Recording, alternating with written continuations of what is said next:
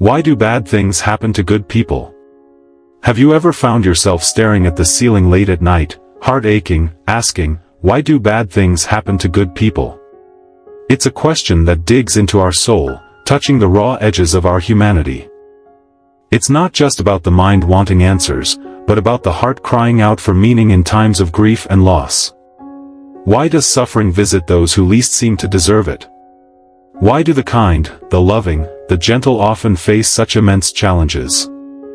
These questions aren't just intellectual musings, they arise from our deepest vulnerabilities, our silent moments of despair. Let's navigate life's ups and downs together. Subscribe for more wisdom and positivity. The nature of life. Life, as the Supreme Buddha taught, isn't something we can control. It flows, shifts, and surprises us, like a river that sometimes brings crystal clear waters and at other times raging floods. Imagine trying to script every moment of your life. Wouldn't it lose its spontaneity, its beauty? Life isn't a neat storybook. It's messy, unpredictable, and often out of our grasp. No one, not even the wisest among us, can foresee what lies just around the corner. And isn't that both terrifying and exhilarating at the same time? The unpredictability keeps us humble. It forces us to embrace life as it is, not as we wish it to be. It's tempting to think that if we do everything right, if we are kind, if we work hard, if we help others, life should reward us in return. But oh, how the reality often defies this logic. How many times have we seen good people endure immense pain, facing hardships that seem so unjust? This isn't because life is cruel or out to get us, but because life doesn't operate on our expectations of fairness. Life has its own rhythm, its own unpredictable dance, and sometimes, that dance leads us to places we never imagined. So what do we do with this uncertainty? Do we despair, or do we learn to dance along, knowing we can't predict every step? Perhaps the real lesson is not in trying to control life, but in how we respond to its twists and turns. How can we live gracefully when everything feels out of control? How can we find beauty in the chaos? Life's uncertainty. One thing we know for sure is that life is uncertain. Isn't it true that we plan our future as if we know what tomorrow holds, yet in a heartbeat, everything can change? This uncertainty is what makes life's hardships feel so deeply unfair. We find ourselves asking, why me? Why now? It's in these moments that our sense of justice feels shattered. But here's the thing, if life were predictable, if we knew exactly how everything would turn out, where would the room for courage be? Where would be the thrill, the hope, the resilience? The Buddha taught that instead of fearing the unknown, we must learn to embrace it. Accepting that we don't have control over every aspect of our lives can be incredibly liberating. It doesn't mean giving up, it means letting go of our obsession with certainty.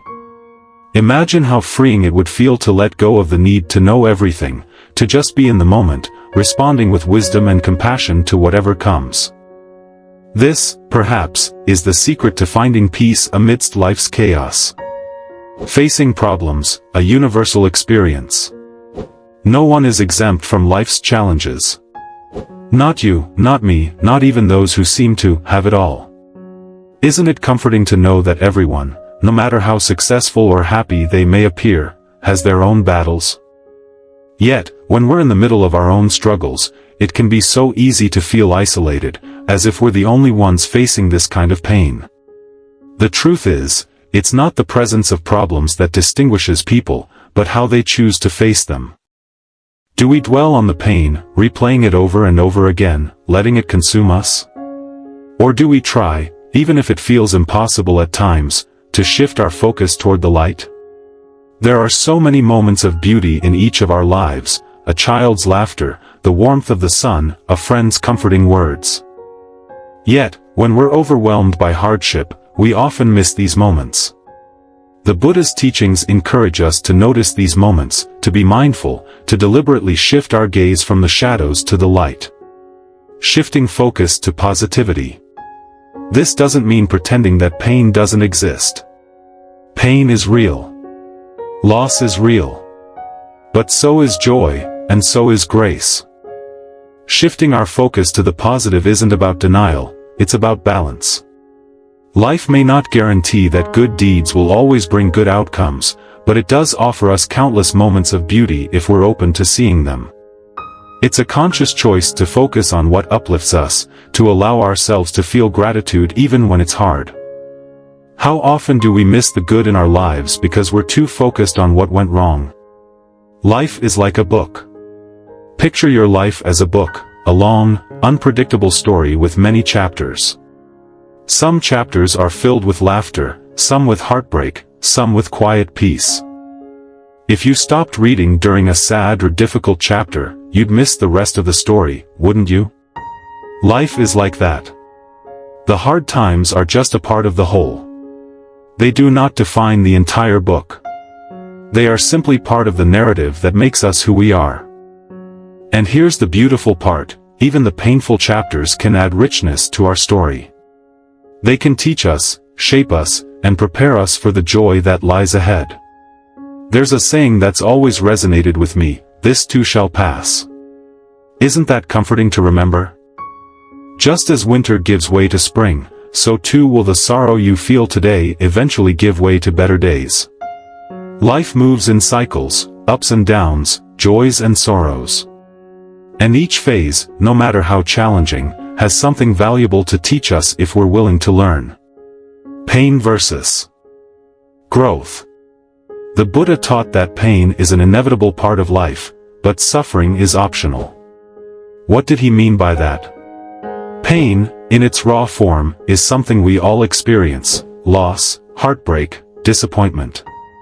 But suffering, the kind that grips us, that holds us down, comes from how we relate to that pain. If we view pain as something to be avoided at all costs, it becomes our enemy. But if we can see pain as a teacher, it transforms. What if every hardship you faced held within it a seed of wisdom, a chance to grow, to deepen your understanding of yourself and the world? This doesn't mean that pain stops hurting. Of course, it still hurts. But perhaps it can hurt and teach us at the same time. Maybe the loss we experience today will make us more compassionate tomorrow. Maybe the challenges we face will make us more resilient. What if our pain could help us connect more deeply with others who are also suffering? Wouldn't that make it a little more bearable? The Supreme Buddha's teachings on suffering. Sadharanam vihanyanti, expecting life to be fair is a sure path to suffering. How many of us have been caught in this trap, wishing life were different, wishing things were fair? The Buddha reminds us that clinging to this expectation only leads to pain. Life is not here to meet our demands for fairness, it is here to be lived, to be experienced in all its complexity. And there is freedom in that realization. If we stop fighting reality, we can find peace.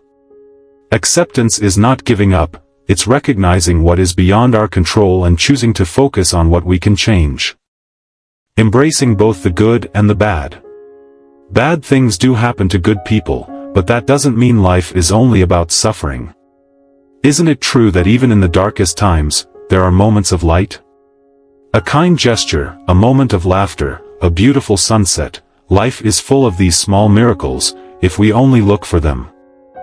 By embracing both the good and the bad, we acknowledge the fullness of life. We become more resilient, more empathetic, more human. How can we cultivate this perspective? By choosing, day by day, moment by moment, to focus on what is good, to nurture gratitude, and to embrace both the joys and the challenges as parts of our journey. Life isn't meant to be one-dimensional. It is this mix, of joy and sorrow, light and darkness, that gives it depth, meaning, and beauty. The nature of pain and the strength within us. If we think deeply, isn't it true that pain is often the doorway to profound growth? Many of the greatest moments of clarity and transformation come not when life is easy, but when it pushes us to our limits. Imagine standing at the foot of a mountain, looking up at its daunting peak. The climb will be hard, exhausting, even painful at times. But the view from the top, the understanding, the sense of accomplishment, the beauty, is something you can only experience by enduring the journey. Think about a time in your life when you faced a significant challenge. Maybe it was the loss of a loved one, the end of a relationship, a setback in your career. It hurt, didn't it? Perhaps it felt unbearable. But look at where you are now. You survived. And in that survival, there is strength. There is resilience. The human spirit is capable of enduring so much more than we often give ourselves credit for. And isn't that incredible? The truth is, every one of us carries within us an immense capacity for growth. It's as if we are seeds planted in the soil. Sometimes, the soil is rocky and the weather harsh. But with patience, perseverance, and the willingness to reach for the light, we grow. It is often the most challenging conditions that produce the most beautiful flowers. In those dark moments, when life feels like too much to bear, remember, you are growing.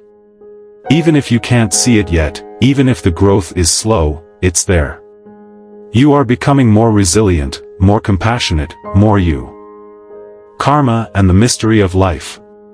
When discussing why bad things happen to good people, it's impossible not to touch on the concept of karma. Often misunderstood, karma isn't a simplistic reward-punishment system.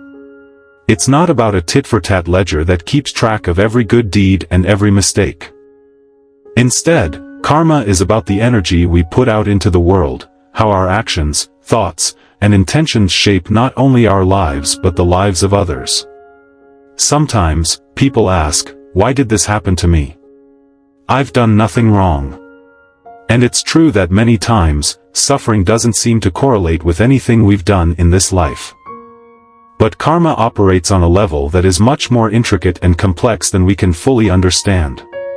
It transcends lifetimes, intertwining our experiences in ways that may be beyond our comprehension. And yet, despite its complexity, karma isn't meant to be a concept that scares us or fills us with dread. Instead, it's a reminder that our actions matter.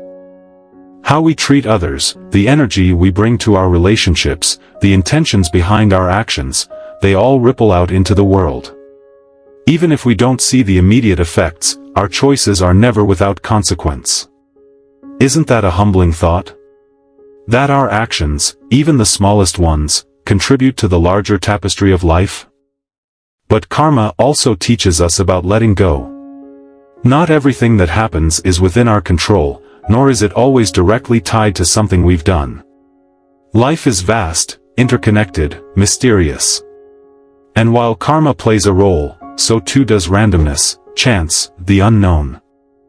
Our task is not to understand every detail, but to act with integrity, with kindness, and with love, trusting that what we put out into the world matters. The role of compassion. Another essential lesson in navigating the difficult moments of life is the power of compassion.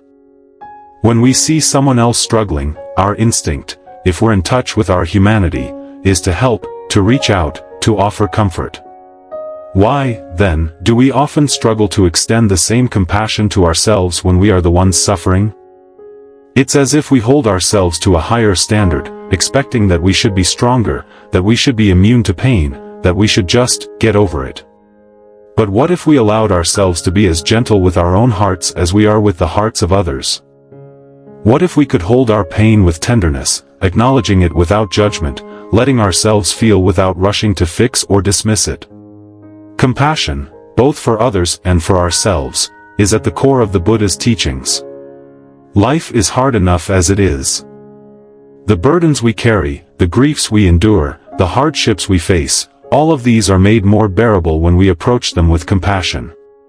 Imagine how different our lives would be if, instead of criticizing ourselves for feeling pain, we whispered, "It's okay. This is hard. But I will be here for you. I will take care of you." We are all deserving of compassion. Every one of us. When we learn to offer ourselves the same kindness we extend to others, we create a space within us that can heal, grow, and eventually bloom. And from that place of self-compassion, we become more capable of extending true compassion to others. It's a cycle. one that can help us break free from the cycle of suffering and move into a space of peace and understanding. Gratitude, finding light in the darkness. In times of pain, it can be challenging to feel gratitude. After all, when we're hurting, when we're grieving, when life feels unbearably heavy, what is there to be thankful for? And yet, gratitude is one of the most powerful tools we have for shifting our perspective, for lifting ourselves out of the darkness, even if only a little bit. Gratitude doesn't mean pretending everything is okay. It doesn't mean denying the pain. It means that even in the midst of the pain, we look for the glimmers of light. The small things, a warm cup of tea, the sound of rain, the smile of a stranger. When we practice gratitude, we begin to notice that even in our darkest moments, there is still beauty. There are still reasons to keep going. It's not always easy. In fact, sometimes, it can feel impossible. But starting small can make all the difference. Perhaps at the end of each day, you take a moment to reflect on one thing, just one, that brought you a moment of peace or joy. Maybe it was a kind word from a friend, or the way the sunlight filtered through the trees. Whatever it is, let yourself feel grateful for it. Let that gratitude fill you, even if just for a moment. Over time, these moments of gratitude add up, creating a foundation of resilience that can help us weather life's storms. Embracing impermanence. One of the central teachings of Buddhism is the concept of impermanence. Everything in life is transient, our joys, our sorrows, our successes, our failures. Nothing stays the same forever. This can be a difficult truth to accept, especially when we want to hold on to the good moments or when we feel trapped in the bad ones. But understanding impermanence can also be incredibly liberating. When we are suffering, the knowledge that this too shall pass can bring comfort. The pain we feel today will not last forever. It will change, evolve, perhaps even fade. And when we are experiencing joy, understanding impermanence helps us to fully embrace and cherish those moments, knowing that they are precious precisely because they are fleeting. Impermanence teaches us to let go of our need for control, to let go of our attachment to how we think things should be, to let go of our resistance to change. It teaches us to live in the present moment, to appreciate what is here now, without clinging or pushing away. And in that presence, we find peace. We find freedom. We find the ability to face whatever comes our way with grace and resilience. Living with intention. In the face of life's unpredictability, one of the most empowering things we can do is live with intention. We may not be able to control everything that happens to us, but we can control how we respond. We can choose to live with kindness, to act with integrity, to treat others with compassion, to nurture our own well-being. Living with intention means being mindful of our actions, our words, our thoughts. It means asking ourselves, what kind of person do I want to be? How do I want to show up in the world? It means recognizing that each moment is an opportunity to make a choice that can either contribute to our suffering or to our growth. When bad things happen, it's easy to feel powerless. But living with intention reminds us that we always have power, the power to choose our response, the power to decide what kind of energy we bring into the world, the power to transform our pain into something meaningful. We may not be able to change the fact that we are hurting, but we can choose how we move through that hurt. We can choose to let it make us bitter, or we can choose to let it make us better. The beauty of human connection. In times of suffering, one of the greatest sources of comfort is the connection we share with others. Isn't it true that when we are in pain, the presence of a loved one, the understanding in their eyes, the warmth of their embrace, can make all the difference? Human connection is powerful. It reminds us that we are not alone, that our struggles are shared, that our pain is understood. The Buddha taught about the interconnectedness of all beings, that we are all part of a larger whole, that our actions affect not only ourselves but those around us. When we remember this interconnectedness, we realize that we are never truly alone. Our pain is not ours to bear in isolation, it is part of the human experience, something that connects us to every other person who has ever lived and ever will live. In our darkest moments, reaching out to others can be incredibly healing. Whether it's sharing our story, asking for help, or simply being in the presence of someone who cares, connection brings light into the darkness. And just as we find comfort in the support of others, we have the power to offer that same comfort to those who are struggling. Our pain can become a bridge, a way to connect, to understand, to love more deeply. Conclusion. Life is a journey, an unpredictable, beautiful, challenging journey. We may never fully understand why bad things happen to good people, but perhaps the real power lies in how we choose to respond. Do we let the pain define us, or do we use it to grow? The Buddha's teachings offer us a path, a way to embrace the uncertainty, to find peace even when life feels unfair, and to look for the good amidst the challenges. So, dear reader, let me ask you, will you let your hardships break you, or will you use them as a catalyst for growth? Can you find it in yourself to look beyond the pain and notice the beauty that still exists? Life is not always fair, but it is always an opportunity to learn, to grow, to love, and to find meaning. Let's take this journey, with all its ups and downs, and make it one of resilience, hope, and compassion. Because even amidst the pain, there is always hope. There is always the possibility of joy. And there is always the potential for growth. Life is an unfolding story, one that is filled with both light and darkness. It is up to us to decide how we will navigate this journey. Will we allow the hardships to break us, or will we rise, grow stronger, and shine even brighter? By choosing to focus on the positive, by embracing both the light and the darkness, we can create a life that is not only bearable but deeply meaningful. Let us remember that even in the midst of suffering, there is always hope, always the potential for growth, and always the possibility of joy.